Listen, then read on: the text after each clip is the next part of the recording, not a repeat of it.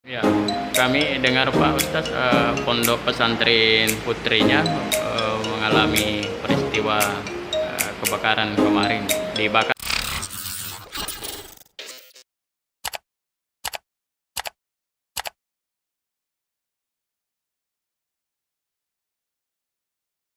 Ya, kami dengar Pak Ustadz, pondok pesantren putrinya mengalami peristiwa kebakaran kemarin. Dibakar atau kebakaran? Eh, ya baik, alhamdulillah. eh, Kejadian kemarin malam itu sekitar jam 3 dini hari, itu hari Selasa. Alhamdulillah, saya juga istilahnya bersyukur kepada Allah karena tidak sempat terbakar, karena ada hikmah mungkin, karena anak-anak itu memang tiap rutinitasnya itu bangun tengah malam untuk salat lain itu biasa berjamaah. Kemudian Itu pas itu ceritanya Pak Ustadz bagaimana? awalnya itu kan saya baru tahu ketika mau salat subuh kenapa ribut-ribut ini. Kemudian saya survei anak-anak apa kejadiannya ya. Yang dibakar itu saya sebenarnya belum tahu motifnya apa. Nah, cuma asalnya ada biasnya itu bahwa horden kamarnya itu ada 2 horden kamar, kemudian horden pintu utama itu juga dibakar. Tapi alhamdulillah sampai habis semua karena sempat dipadamkan. Anak-anak yang bangun, anak-anak santri yang bangun itu kemudian menyiram, yang mau salat lagi itu tidak sempat salat, nah disibukkan dengan menyiram menyiram yang terbakar. Bahkan ada sebenarnya salah satu santri juga yang terbesit api itu, tidak separah ini, alhamdulillah. Kemudian bukan cuma itu, mungkin ini ada juga tinja malah.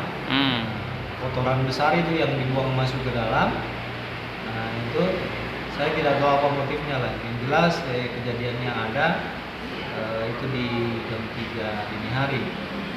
Di anak-anak panik, kemudian berhamburan, kemudian yang sempat menyiram mengambil air dia bisa bisa dipadamkan itu api yang membakar horden. Nah, kemudian melapor ke kami ada kejadian. Nah, kemudian masih ada pakaiannya juga, pakaian yang dia jemur tidak sempat ngambil itu turut dibakar di belakang. Jadi kejadiannya sampai di situ. Jadi anak-anak yang bangun yang 1 orang itu sempat katanya melihat ada bayangan kurang lebih beberapa orang lah. Karena kebetulan mati lampu pada saat itu. Mati lampu. Pasca kejadian itu Pak Ustadz, apa yang dilakukan oleh pihak pengelola pesantren? Jadi kami turun dulu survei anak-anak, tenangkan anak-anak, jangan panik, jangankan yang lain kan sudah menangis pada ini. Kami takutnya trauma anak-anak kami itu. Jadi saya tenangkan semua apa kejadiannya, alhamdulillah bersyukur karena tidak sempat terbakar asrama. Kemudian ada juga kayu di atasnya selalu melempar kan. Nah itu.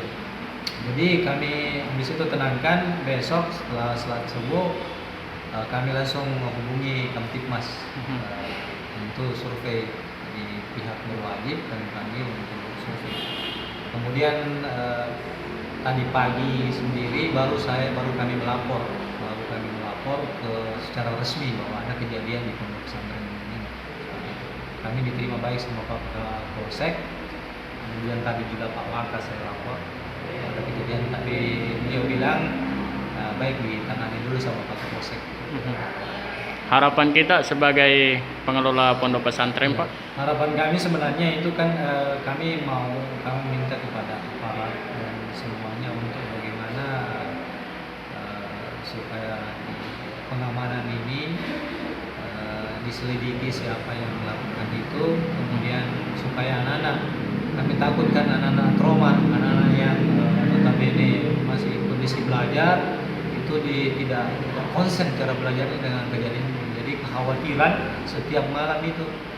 Jadi kami juga sebenarnya dengan untuk itu kami tenangkan dan kami adakan piket. Jadi putra itu kami sip-sipkan untuk piket tiap malam sampai subuh lah. Jadi sip-sip.